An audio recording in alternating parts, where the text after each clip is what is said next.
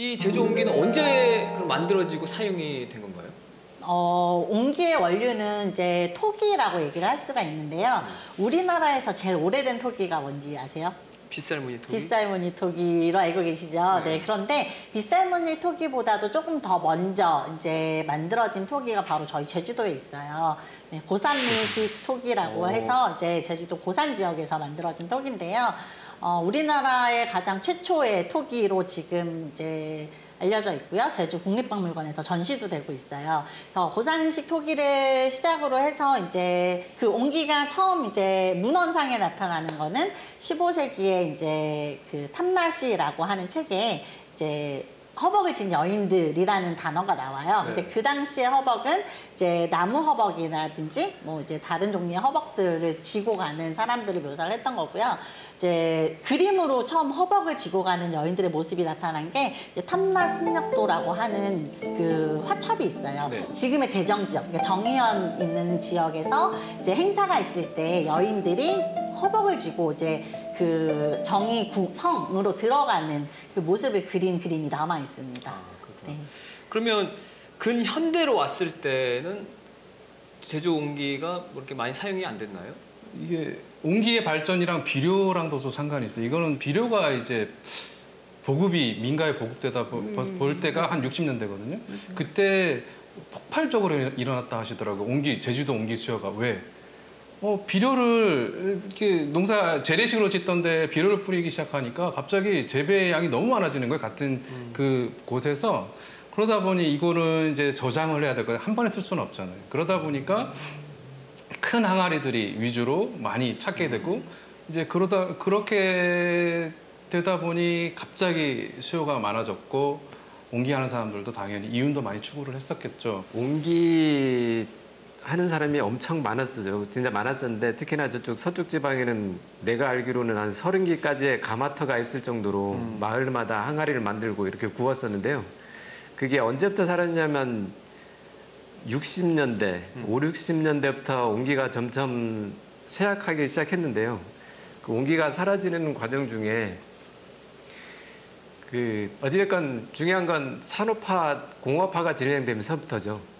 서서히 이제 진행이 되면서 플라스틱이 나오고 스테인리스가 나오고 물류가 발달하면서 육지에서 싼 값의 옹기가 제주도를 점령하면서 더 이상 옹기를 찾지 않게 됐죠. 전라도에서도 들어오기도 했었고 그게 아마 산지천을 통해서 이제 육지 옹기들이 이제 오게 됐는데 지금에서는 이제 옹기 문화연구회라도 분명히 지금 제주도에 존재하고 있거든요. 이게 지금 한 15년 넘게 지금 진행이 되고 있는데 이제 그런 모임에 관심 있는 사람들이 이제 제주 옹기에 대해서 이제 바라보기 시작했었고 한 90년대 정도에서부터 이제 무형문화재 이런 식으로 지정도 해주시고 그리고 지금은 이제 옹기 박물관도 있고 저 같은 경우에는 이게 어떻든지 제주 옹기가 지속 가능한 부분을 분명히 고민해봐야 되기 때문에 제주 옹기 순미술관이라고 해서 한 3년 전에 이제 도에다가 이제 내가 이제 미술관 한번 해보겠다고 이제 지정을 해서 이제 앞으로 가져가 보고 싶은 게 그런 부분들 조금 사람들이 알아줬으면 좋겠다는 얘기하고 싶습니다.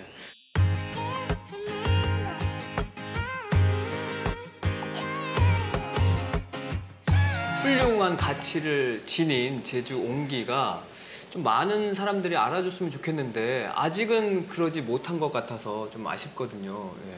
그래서 어떻게 하면 좀 더 많은 사람들에게 이 제주 옹기가 지닌 가치를 알릴 수 있을까 이런 고민들을 좀 해보셨어요? 저는 일단 각 지역마다 이제 특색 있는 그 지역 축제들이 있잖아요. 그래서 물론 제주도도 뭐 여러 가지 제주의 고유한 컨텐츠들, 뭐 귤이라든지 억새라든지 뭐 이런 거 갖고 이제 축제들이 많이 있는데요. 옹기를 주제로 좀 다양한, 그러니까 축제라기보다는 옹기를 주제로 다양한 이제 행사들이 좀 많이 열렸으면 좋겠어요. 그래서 2009년에 우리나라 울주군에서 이제 옹기 엑스포가 열렸었어요. 네, 외고산 옹기 마을에서 이제 그때 이제 전 세계의 그 옹기 제작 기법을 이용을 해서 만드는 도자기들이 소개가 됐었었고요. 그다음에 이제 그 이후로 계속 이제 울주군에서 이제 옹기 축제를 매년 이어오고 있더라고요. 이제 그 옹기를 테마로 굉장히 다양한 프로그램들과 행사들이 열리고 있는데 그 지역 사람들은 결국 그 행사를 통해서 이제 울주군이 그 옹기 마을이 이제 옹기로 특성화가 되어 있고 옹기를 계속 제작을 하고 생산하는 마을이라는 거를 인지를 하게 되는 것 같아요. 네, 그래서 제주도도 이제 그런 옹기에 대해서 좀 많은 콘텐츠들이 개발이 돼서 이제 많은 사람들이 좀 알 수 있는 기회가 많이 주어졌으면 좋겠어요. 거기 울주군에 저기 옹기 축제할 때 가서 제주 옹기 소개도 하고 가서 전시도 하고 하긴 했었어요. 거기 작품 이제 그 작품도 입선해가지고 올려놓고 했었는데 진짜 거기는 불 때는 거 하나부터 해가지고 먹는 거 뭐 그런 게 되게 잘 돼 있어요. 되게 우리도 제주 옹기도 저런 게 있으면 정말 좋겠는데라는 생각을 한 적이 있어요. 제가 얘기하고 싶은 거는 옹기가 만약에 제주 옹기를 잘 바라봤을 때 이제 도라든지 이런 데서도 분명히 좀 제대로 된 이렇게 시스템을 갖고 바라봐야 될 거고 과연 제주도를 대표할 수 있는 문화가 과연 뭔지 그 아까 얘기했다시피 제주 옹기는 가장 대표할 수 있는데 귤이라든지 뭐 해녀 여러 가지 어떤 돌 뭐 이런 거에 비해서는 너무 지금 관심이 없어 저평가돼 있고 그래서 저는 이 프로를 누군가는 보시고 제주 옹기가 그래도 조금 한번 좀 살펴볼 필요가 있지 않겠나 이제 그런 식의 그리고 만드는 사람 입장에서도 분명히 제주 옹기가 좀 더 많이 알릴 수 있게끔 좀 다양하게 좀 제작도 하고 그리고 아까 교육적으로도 좀 많이 풀어서 일반 애들이 아니면 좀 더 뭐 외부에서 바라봤을 때 제주 옹기에 대해서 조금 더 관심 있게 갖게 하는 것도 좀 중요하지 않나 그렇게 보고 있습니다. 그럼 행정에서도 좀 그 제주 옹기에 관심을 가져줬으면 좋겠다라는 생각이 분명 드실 것 같아요. 그럼요. 약간 그거는 좀 애매한 부분은 있습니다. 어느 부분에 지원을 하고 어느 부분은 여기는 하고 여기는 안 하면 그건 서로 이제 갈라놓는 상태밖에 안 되니까 오히려 이런 걸 배울 수 있는 어떤 예를 들자면 학교에서라든가 학교에서 옹기 이제 동아리를 한다. 그러면 그런 부분에 대한 지원 이런 식으로 지원된다면 저는 좀 더 찬성이고요. 그런 부분에 이제 지원을 해준다면 오히려 옹기를 만드는 이제 작가도 생겨날 것이고 그 와중에 그러다 보면 제주 옹기는 자연스럽게 좀 더 많은 사람이 알 수 있게 되지 않을까 생각하네요. 근데 저 같은 경우는 이제 좋은 콘텐츠가 개발이 되면 저는 당연히 도에서는 관심을 갖고 지원을 해줘야 된다고 보고 있고 작년에 제가 그 레지던시 프로그램 지원을 받고 문화예술재단에서 지원을 받고 하는데 제가 비젠에서 작가를 불렀거든요. 근데 그 작가가 가장 부러워하는 거는 뭐냐면 이렇게 판을 늘려서 그 순식간에 만드는 저희가 갖고 있는 기술을 너무 탐내요. 그러니까 이 기술이라는 거는 전수가 돼야 되고 하는데 이게 외부에서 바라봤을 때 너무 훌륭한 거예요. 맞아요. 근데 이제 지금 이제 과연 이제 저희 나라에서 바라봤을 때 아니면 도에서 바라봤을 때 진짜 이렇게 가치 있는 거 이게 뭔가 전승을 하거나 이렇게 했을 때 가치 있는 부분에 대해서는 진짜 한번 유심히 한번 바라보고 좀 지원해 줄 수 있는 어떤 정책들이 좀 나왔으면 하는 게 솔직히 바랍니다. 네. 오늘 여기 자리는 조금 추운데 그 제주 옹기에 대한 이야기라든지 어떤 가치 이런 것들을 들어보니까 정말 약간 따뜻하다라는 느낌이 들더라고요.